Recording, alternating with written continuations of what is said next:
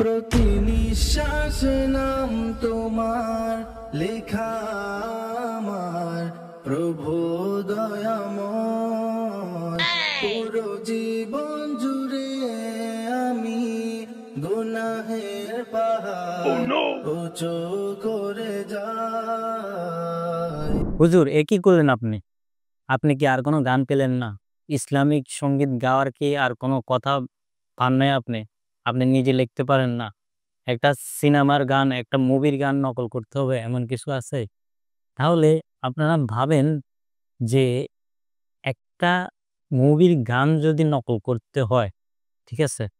নকল করে ইসলামিক সঙ্গীত রূপান্তর করতে হয়, তাহলে কিন্তু ওকে গানটা শুনতে হবে। ওকে গানটা অনেকবার শুনতে হবে। মানে আপনারা চিন্তা করেন, এই হুজুর কতবার গানটা শোনার পরে আপনার এই গানটা নকল করছে। অবশ্যই গানটা শুনতে হইছে। না হয় কিভাবে গানটা নকল করে একটা ইসলামিক সঙ্গীত রূপান্তর করতে হয়। আমরা অন্যান্য হুজুরদের বিশ্লেষণ শুনে আসি যে ওনারা কি বলছে, ওনাদের বক্তব্যটা শুনে আসি। এভাবে কি মুভির গান নকল করে ইসলামিক সঙ্গীত বানানো যাবে কিনা?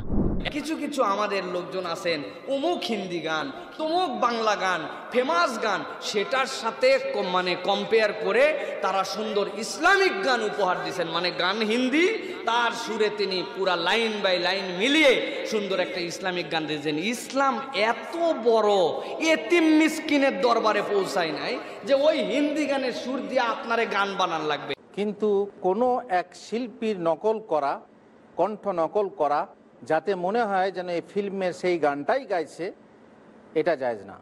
কোনো কণ্ঠস্বর নকল করা এটা ঠিক না। আপনি আপনার সুরে গান, কোনো একটা কবিতা নিজের সুরে গান, যেটা ইসলামী গান হয়, আর ইসলামী গান যদিও হয় তার সঙ্গে যদি মহিলার কণ্ঠে হয়, তাহলে মহিলার কণ্ঠে গান শোনা পুরুষের জন্য জায়েজ না।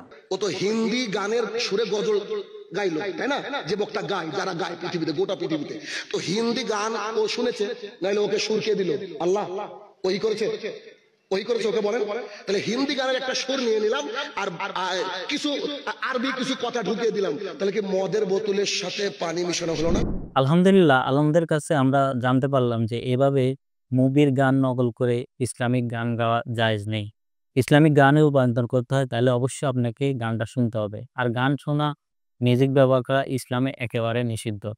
এর আগেও বাংলাদেশে অনেক হুজুর আছে, পপুলার হুজুর, তারাও কিন্তু গজল গাইছে হিন্দি গান নকল করে, তারপরে বাংলা গান নকল করে ওয়াজের মাঠে এভাবে হিন্দি গানকে নকল করে সুরেলা কণ্ঠে গাইছে। তার মানে উনি তো গানটা নকল করছে। নকল মানে গানটা শুনতে হইছে। গানটা না শুনে তো উনি কিন্তু এই গানটা বলতে পারে নাই। যেহেতু এই টিকটকার, আমি উনাকে টিকটকে দেখছি। এই হুজুরকে আমি টিকটকে দেখছি। উনি টিকটক করেন, এমনকি টিকটকে পপুলার, উনি পরিচিত ভাইরাল মুখ। ইসলাম এত সস্তা হয়ে যায় নাই যে আপনি ইসলামের জন্য গান নকল করে তৈরি করবেন, একটা মুভির গানকে তৈরি করবেন, একটা গান নকল করে লিখবেন। ইসলাম এত সস্তা হয়ে যায় নাই। ইসলামের জন্য আরো ভালো ভালো লোক আছে যারা নিজে লেখে, নিজে গায়, নিজেই ইসলামিক সঙ্গীত নাশিদ তৈরি করে। যদি বুঝের মানুষ হন, নেক্সটে এই কাজগুলো আর কখনোই করবেন না। আর ওনার কথা কি বলবো, বাংলাদেশে আরো প্রখ্যাত অনেক হুজুররা যাদেরকে আমরা বিগত সময়গুলো দেখছি যে ওয়াজের মাঠে এভাবে কিন্তু ওনারা হিন্দি গান, বাংলা গান নকল করে করে ইসলামিক সঙ্গীতে রূপান্তর করছে। এটা কতটুকু জায়েজ আপনারা ভিডিওতে দেখছেন, অন্য হুজুরদের বক্তব্য দেখছেন যে এভাবে করাটা জায়েজ না। যাই হোক, এর টিকটকার হুজুর সম্পর্কে আপনারা কিছু এক লাইন বলে যান যে ওর কাজটাকে ঠিক হয়েছে না ঠিক হয় না। আপনাদের কাছে মতামত জানতে চাই যে উনি যে কাজটা করছে এটা ঠিক হয়েছে কিনা।